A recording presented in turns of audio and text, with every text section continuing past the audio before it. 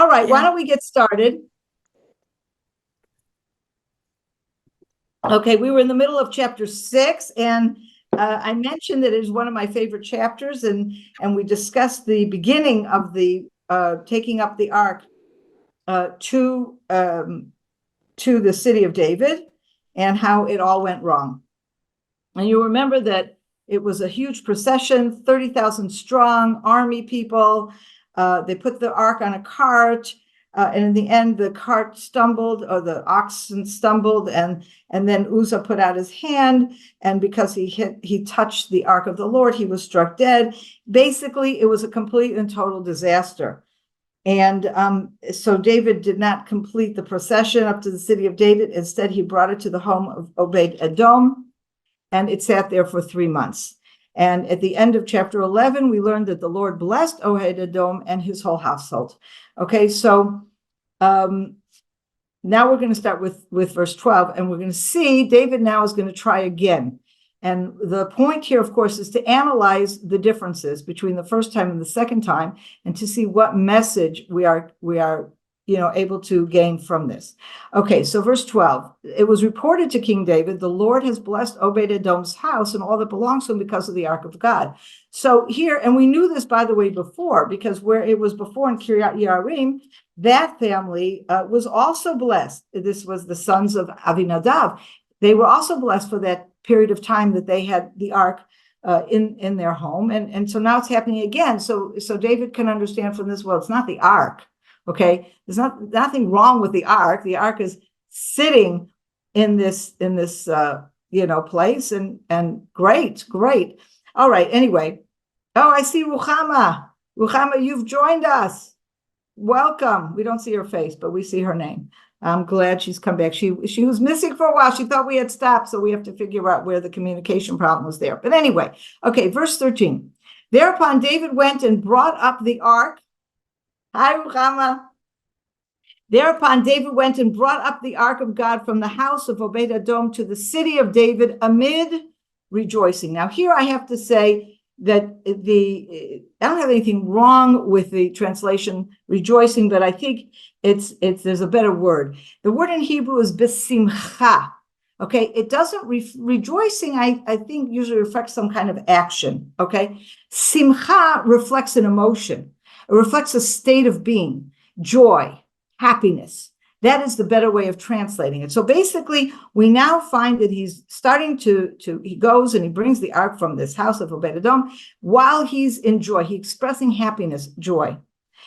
When the bearers of the ark of the Lord had moved forward 6 paces, he sacrificed an ox and a fatling. Okay, so they walk 6 paces, they stop, and David himself, okay, is part of bringing this sacrifice. David whirled with all his might before the Lord, and David was wearing a linen ephod. Okay, now this verse is very, very significant. So first of all, the word in Hebrew for what they call whirling is mecharker. I'm not sure if whirling is the best way to put it, but it is definitely expressing a wild dance, not a dance in formation, not a dance in steps. Picture someone dancing like this, kind of really bringing his whole body and his whole essence to this dance, and expresses this totality of service to God through movement. Okay, that would be what this mecharker is, or whirling around. I mean, we see people doing this at weddings in Israel, like this, and like this. That's what we're talking about. Okay, and he's doing this with all his might. In other words, he's putting his whole body into this, and he's wearing a linen ephod. Now, ephod, we've discussed this before. Ephod means like a vest, and it sometimes also refers to the breastplate. That is the way the part of the priestly garments, and the way there's communication between the people and God. That's one kind of ephod. But a linen ephod is just a linen vest, okay? But it's also something that is technically, by the way, the breastplate goes on top of the linen ephod of the priestly garments. Okay, so this linen ephod is the different kinds of priestly garments, and the different layers of priestly garments. But the simplest layer and the simplest one is they're just wearing a plain linen garments. Okay, nothing fancy. And of course, the high priest has all these other things on top and the gold and whatever. But the simplest is this linen ephod, this linen vest. Now, we met this linen kind of vest or a vest a little bit before. If you look at 1 Samuel chapter 2, and this is when Samuel's a kid, okay? And we're just meeting him, and he's is it 1 Samuel chapter 2, verse 18. Okay, this is when Samuel is first brought by his mother to the tabernacle. And it says here, Samuel was engaged in the service of the Lord as an attendant girded with a linen ephod. It's exactly the same garment. And it represents here a simple servant of God. It is somebody who's involved in the tabernacle, in the service of God, but it's not a priest, and it's not a Levite, and it's not anyone special. And in fact, there's a tradition also that you'll recall back in the book of Numbers, when the children of Israel first left Egypt, the Levites were not the ones who were assigned the special roles of serving in the tabernacle. It was the firstborn, and they get switched, okay, at some point. And then the Levites replaced the firstborn. And the tradition is that the firstborn also, they did not have priestly garments. They wore this kind of a linen, plain, simple garment with a linen vest. So it represents someone who's serving God without a special title, without a special status. It's just serving God and coming as close to God as possible, coming close to the ark, yes, and coming close to the tabernacle, but not with a special status, not with fancy gold garments or whatever. So that's significant, both of those things here. Verse 15, thus David and all the house of Israel brought up the ark of the Lord with shouts and with blasts of the horn. Okay, so here we have David together with the entire house of Israel. This is a very common people affair. Everyone's there. It doesn't matter if you're rich or famous. It doesn't matter if you're a general or military guy. It doesn't matter if you're a priest. It doesn't matter who you are. And it doesn't matter if you're a king. David's the king. He's dressed like an ordinary person. He's dancing together. And he's not dancing as much as he's whirling, okay?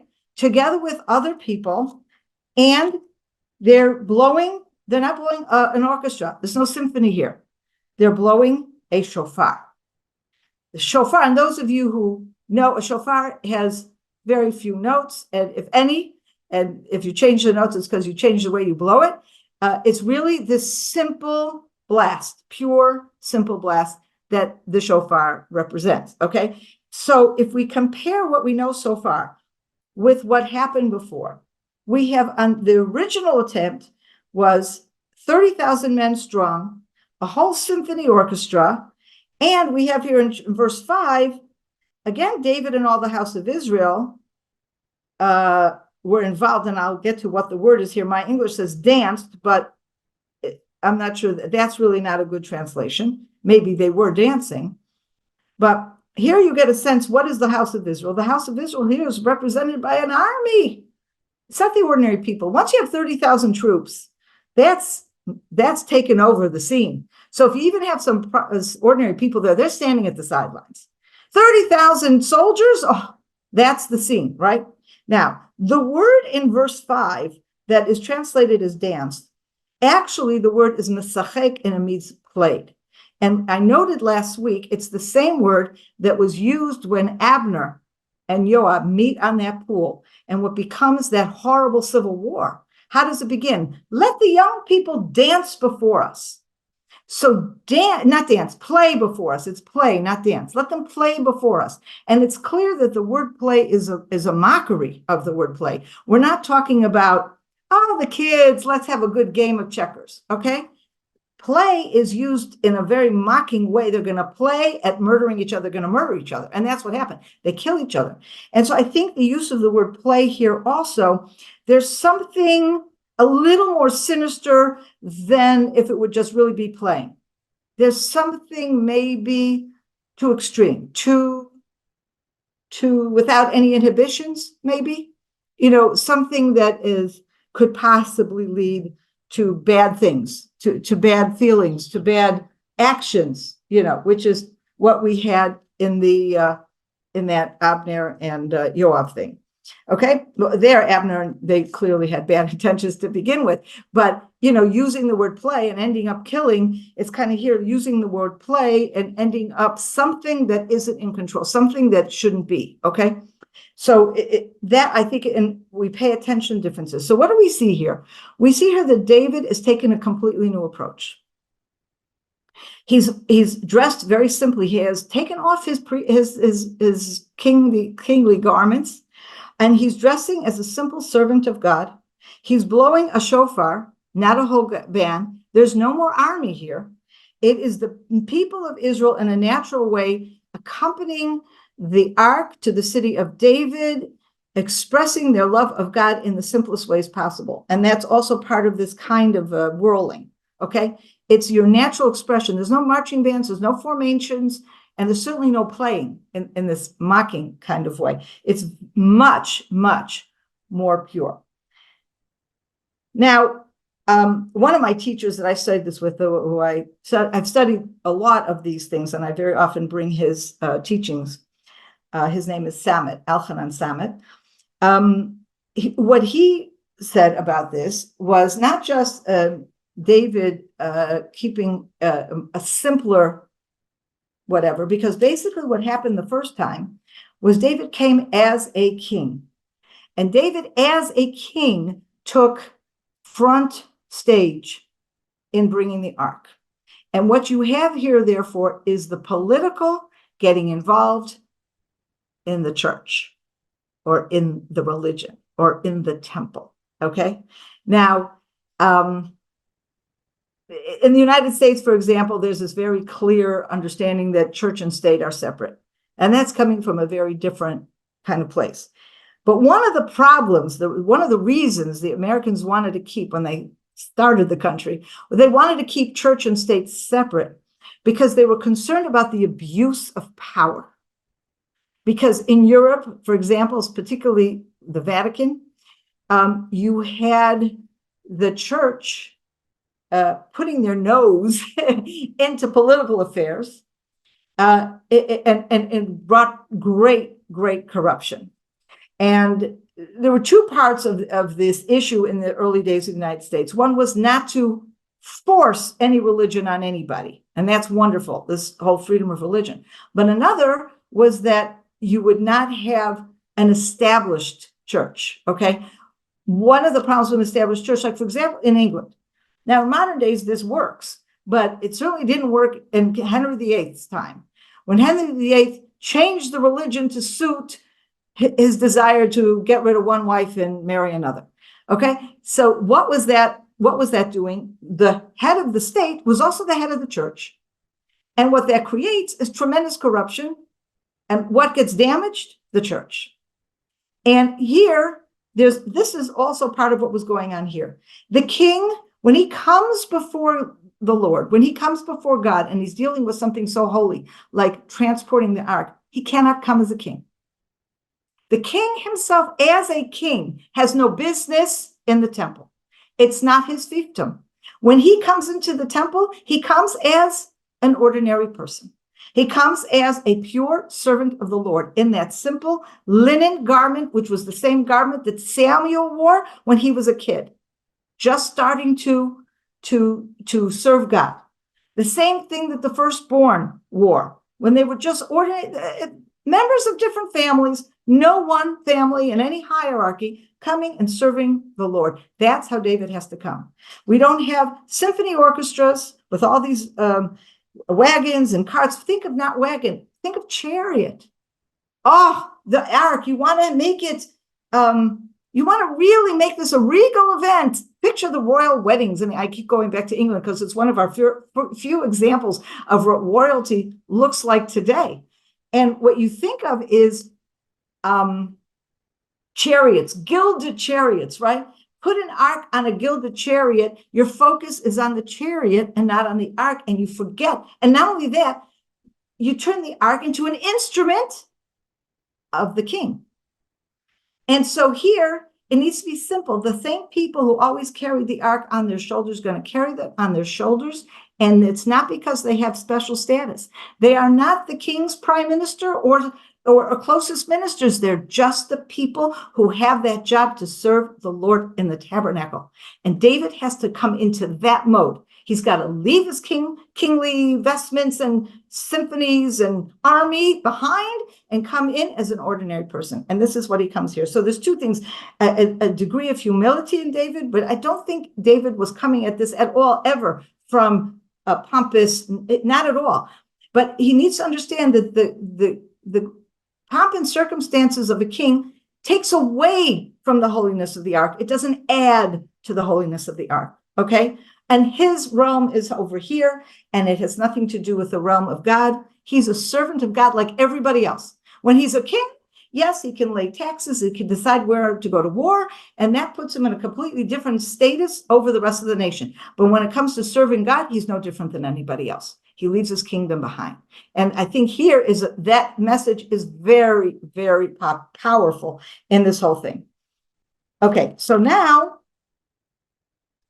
so that's okay. Now we start with 16. We have another story, related story, but a different story that is very interested. We are coming back to Michal. Now we met Michal. We know who she is. She's David's first wife. She's Saul's daughter. We discussed this, those of you who were with us as we discussed the study through 1 Samuel, will remember that Michal loved David. Okay, and if you want to look at, where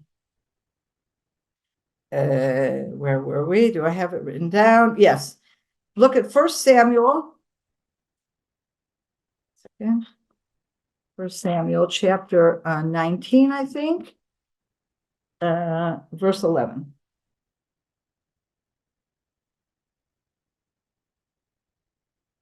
So here we have the whole story of how Michal, we're not going to read it, but you see it here. This is the story about how Michal literally risked her life to save David. She was in a position where Saul was trying to kill David, and she had to decide who she's going to be loyal to. She either cooperates with Saul and hands David over to his men to be killed, or she helps David escape, and in that way is literally cooperating with her father, the king's enemy. She becomes an accessory to, the way Saul sees it, the accessory to rebellion against the king. So that's very, very serious. And yet she helps him escape, and then she even pretends, that he forced her to do it, which of course he didn't. And so we don't have here that she loved him, but I know where it is. It's somewhere else. Anyway, if I find it right away, great. If not, now. So basically, this is a situation where Michal herself loved. Here it is in chapter 18, 1 Samuel chapter 18, verse 20. Now Michal, daughter of Saul, had fallen in love with David. And we see that she loves David. She risks her life for David.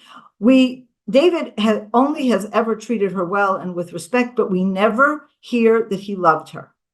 We don't, and we talked about that when we discussed those chapters. So here we have this Michal.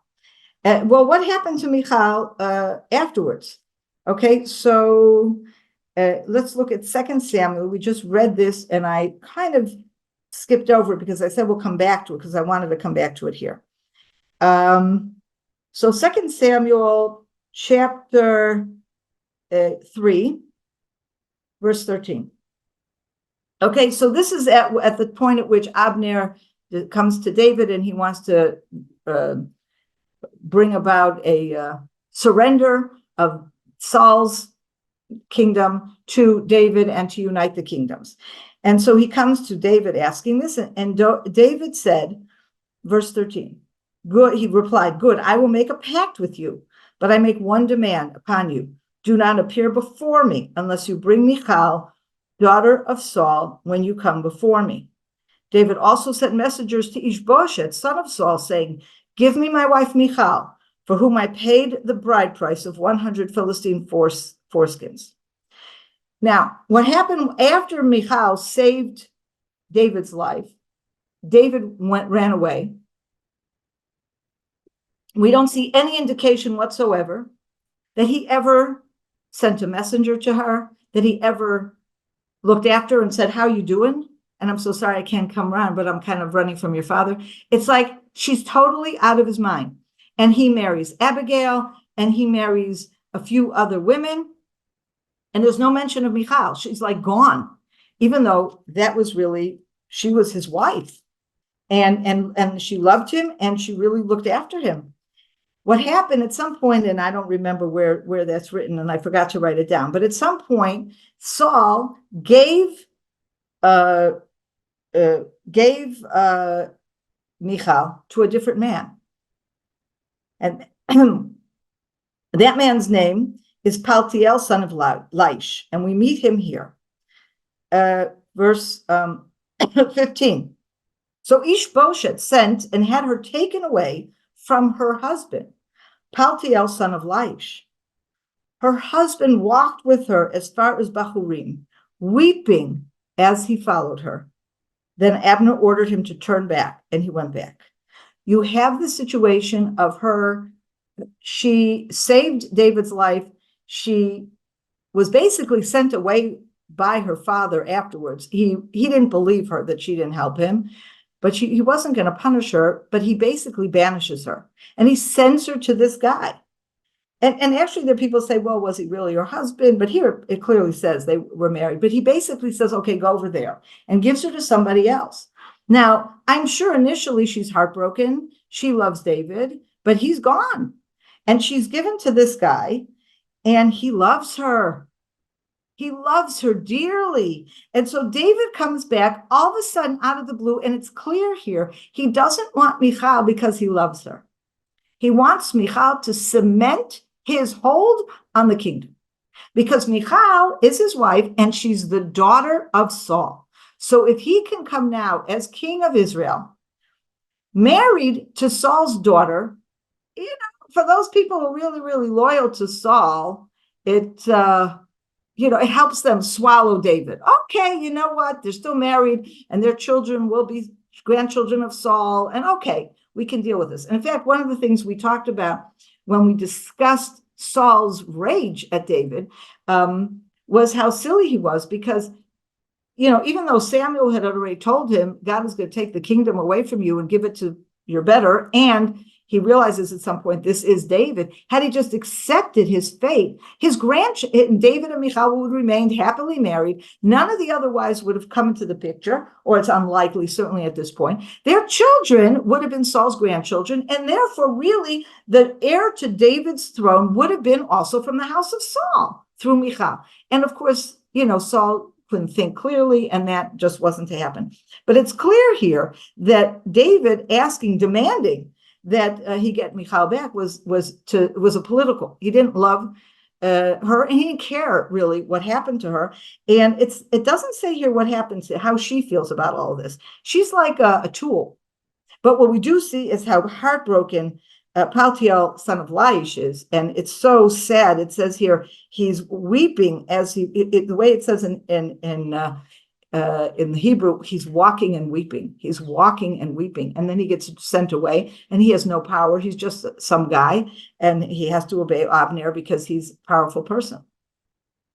So if I go back now to where we are, let's first of all, what do we have? We have, he is walking and weeping and walking and weeping as he parts from Michal. And we have David walking and dancing and walking and dancing as he's bringing the ark. So it's quite a contrast there. And why is it even relevant? Because of verse 16. As the ark of the Lord entered the city of David, Michal, daughter of Saul, who now, don't forget, has been brought back to David. She's sitting in the palace, and she's his wife, one of them. Michal, daughter of Saul, looked out of the window and saw King David leaping and whirling before the Lord, and she despised him for it. Okay, so first of all, we can say, I believe that Michal is one of the true tragic figures, maybe the greatest tragic figure of a woman in the Bible. She's a pawn. She loves David. She risks her life for him. She's thrown out to the garbage heap. She's brought back now for political expediency, and she's sitting in David's home, and chances are, I can't imagine they have much of a relationship. She's upset that she was forced back from Paltiel. David really doesn't care so much about her. They tolerate each other, okay? But who is Michal? She's a princess. She's the daughter of Saul. And that's what make sure to tell us. Michal, the daughter of Saul. It doesn't say Michal, David's wife. Michal, the daughter of Saul, saw the way David is behaving, and she's disgusted. Why? And perhaps here we can see the difference between the first bringing of the ark up and the second. Maybe the first bringing the ark up with all the pomp and circumstances is much more the kind of ceremony that Saul would have gone for. And that's how he started. How does a king normally act like this? But then he goes and he changes it, and he acts not like a king. And she, who's the princess, said, this is how a king acts? This is disgusting. Where are the men? Where's the pomp and circumstances? Okay? He's dancing like a crazy person. He's dancing in submission to God. Where is his regal posture? And she despises it. They brought in the ark of the Lord and set it up in its place inside the tent which David had pitched for it, and David sacrificed burnt offerings and offerings of well-being before the Lord. When David finished sacrificing the burnt offerings and the offerings of well-being, he blessed the people in the name of the Lord of hosts. Okay? He is communicating God's blessing to the nation. And he distributed among all the people, the entire multitude of Israel, man, woman alike. And here before, we talked about, the house of Israel. And here the scripture is making sure we realize it's the ordinary people, the entire multitude of Israel, man and woman alike. Everybody is there. Everyone is treated equally. Everyone is a partner in this bringing the ark to the city of David. And he gives to each a loaf of bread, a cake made in a pan, and a raisin cake.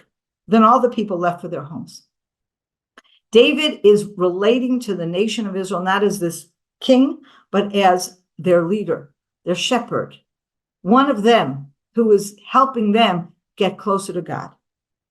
We look at this as a model, and we say, wow, this is the David that we look up to. This creates a model of kingship so different from kings in any other nation. But then what happens? David went home to greet his household. And Michal, daughter of Saul, again, we remember daughter of Saul, because that creates the problem, came out to meet David and said, didn't the king of Israel do himself honor today, exposing himself today in the sight of the slave girls of his subjects as one of the riffraff might expose himself? What's you referring to exposing himself? That he's in this simple garment. Where's your big ermine cape and your crown? You expose yourself just like an ordinary person, okay? And he says you were dancing with the riffraff. And she's mocking him. Oh, what kind of king behaves like that? You're an idiot, she says. You're an idiot. You're not worthy of the glory of the king of Israel. Then David answers. David answered Michal, it was before the Lord who chose me instead of your father and all his family, and appointing me ruler over the Lord's people Israel. I will dance before the Lord and dishonor myself even more and be low in my own esteem. But among the slave girls that you speak of, I will be honored. What does he say to them? First of all, honey bunch, David chose me, not Saul. Your father messed up. And if we remember what was the straw that broke the camel's back, was when Saul brought Agag. He was supposed to kill all the people of Amalek, but he saved the king.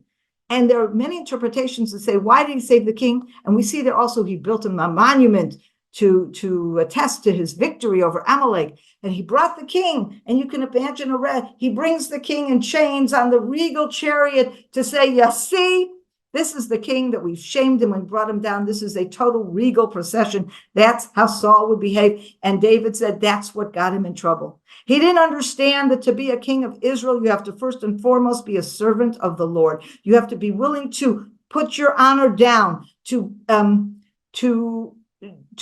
bring yourself before God as an ordinary man. And if you can't do that, you can't be a king of Israel. So he's saying to her, not just like, I won this game, not your father. But he's talking about the essence of the difference between the two of them, which is why he is the king and Saul is not. And what's the last verse? So to her dying day, Michal, daughter of Saul, had no children. She never had children. Now, I just have to point out one thing, and that is in chapter 21, a story that we have not yet gotten to, but we will, and I'm not going to deal with the story now. I just want to deal with one verse, and we'll probably remember it again then. But just in case some of you have seen this, chapter 21, verse 8. It says here, towards the end of the verse 8, it says, and the 5 sons, wow. My English translation changes the Hebrew, so you don't even see there's a question. I don't know what's in yours, but it says in Hebrew, and the 5 sons of Michal, the daughter of Saul, that she birthed to Adrieli, the son of Barzillai from Mecholah. Does your English say Merav or does it say Michal? Merab. Okay. Yeah, Merab. Okay. Big boo-boo. Bible says Michal. And this is a real question because we learn in our verse that Michal never had children. And at the end of this part, we learn that Michal had 5 children. What is this? Now, there's another problem. It says here that Michal's husband was Adrieli. Adrieli was indeed Merav's husband, not Michal's husband. Michal's husband was David, and then she was with Paltiel, and she came back to David. And you may remember the original story when initially Saul said, I will give my daughter to anyone who slays the Philistines and brings me 100 foreskins of the Philistines. And initially he was going to give Merav to David. And then someone said, no, you can't give Merav. She's already engaged to marry Adrieli. He says, okay, so then I'll give him Michal instead. It was very clear Merav never married David. Okay, and she was always married to Adrieli.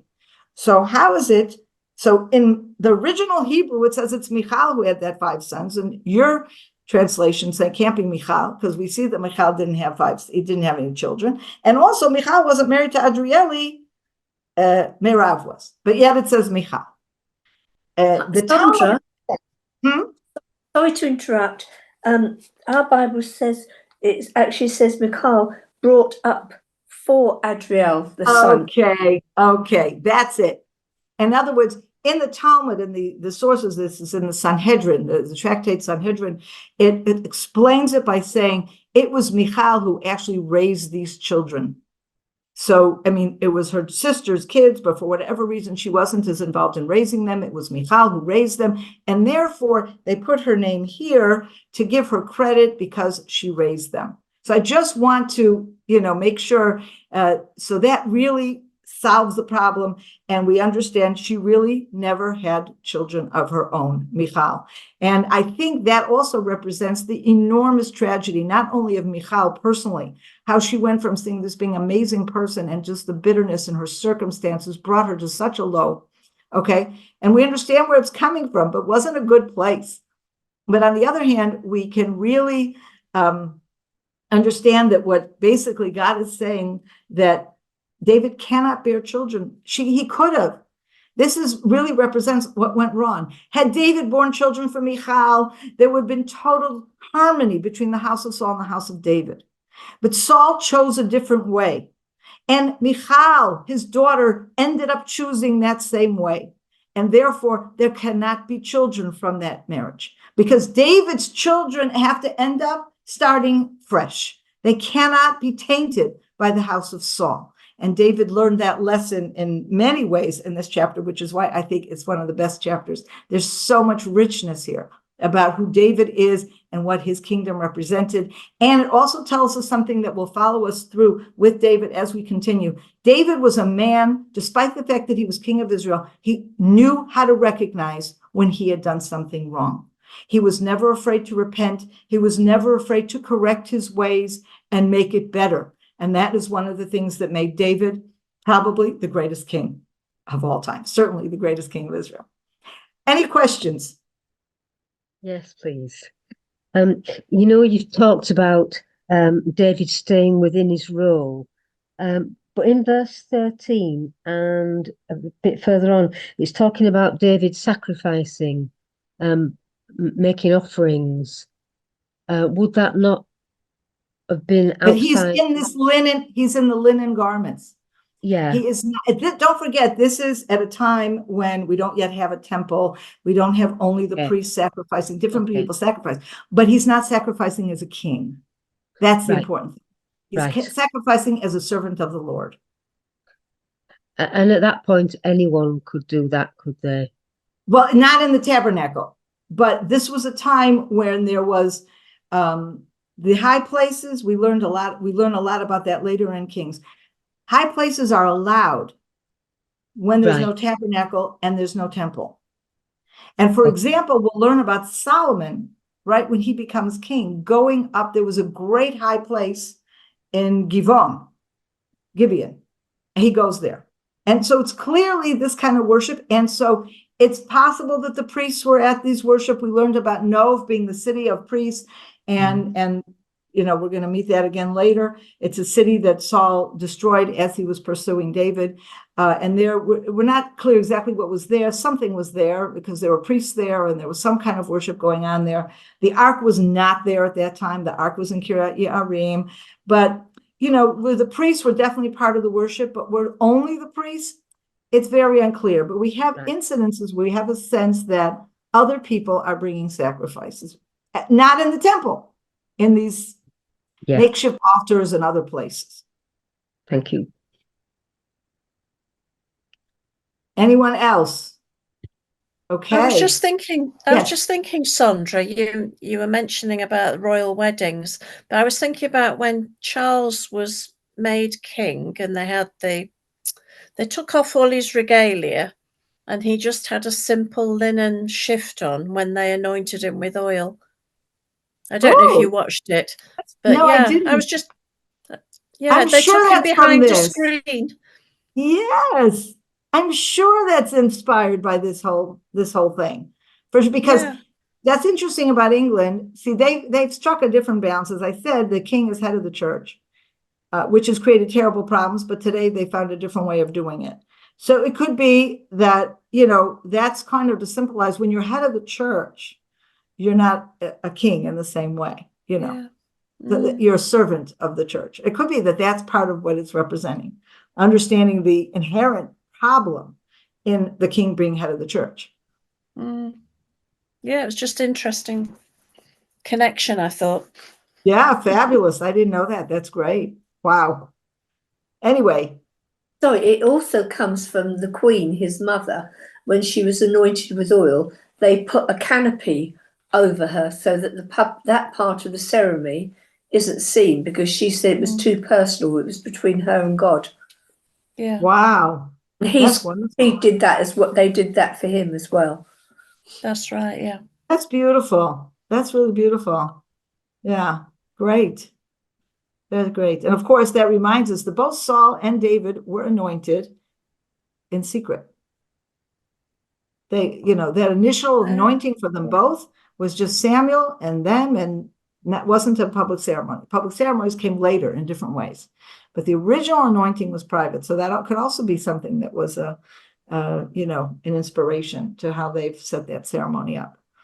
I have to tell you, though, I love watching. I didn't see the coronation of Charles. I saw bits and pieces, that were, excerpted and shown on the news, etc. But there is something so fun about watching those gilded chariots and all the fancy stuff. And, it's kind of like you're watching Hollywood and going back to kings and princes and all. It's always fascinated me that British people do really love their monarchy.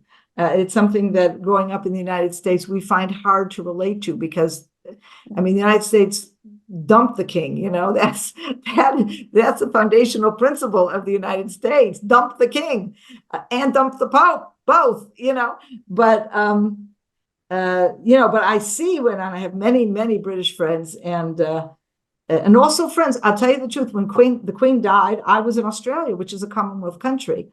And there was great mourning, even though they're not technically under the king in the same way, but there's a great respect and honor for the king. And there was, national holiday, national mourning.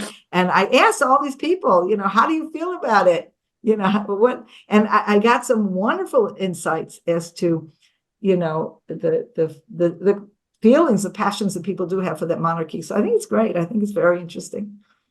The other thing, when we reflect on, obviously we're not equating David and King Charles, but he was in Scotland when the Queen died, Queen Elizabeth II died, and he didn't come straight home. He travelled, consolidating Wales and places like that as he journeyed down. And it reminds me of what you had said about David, how he consolidated before he came down. Yes. Before he came to years. Yes, right. So they had Liz Truss. We had Liz Truss as Prime Minister, and I have to say I'm very glad it was Liz Truss and not a Hindu over us travelling. I'm glad it was Liz Truss. If she did serve a little purpose, if only for that pomp and ceremony bit of travelling to tie them all together. So yeah, I've never clicked as to how much it was copying what you're saying about how David consolidated the kingdom. Oh, no, that's very interesting. Very interesting. Okay. Sharon, I don't hear you. If you're talking to us, you have to unmute yourself. Whatever. Anyway, so it's been great to see you all. Now, I will not be teaching next week. And I'll send this out as a reminder as well. I have my husband and I are decided to take a holiday next week. Oh, so we're going to be in a little 4-day cruise in the Mediterranean. So I will not be available at all next week, but we will see you back in 2 weeks, I think. Oh, wait, 2 weeks might be holiday. Wait. Before I commit to that, let me first check my calendar. It's the day before Shavuot. Let's see. Shavuot is the 12th. Yeah, it's the eve of Shavuot. It is Shavuot. No, it is Shavuot itself. Wednesday is the holiday. So we will not be meeting for 2 weeks. Okay, we will not be meeting on the 5th. We will not be meeting on the 12th, and we will resume on the 19th. Enjoy your holiday. Thank you, and we'll remind you each week that we will not be doing and when we'll come back. Okay. Terrific. Thank you so much.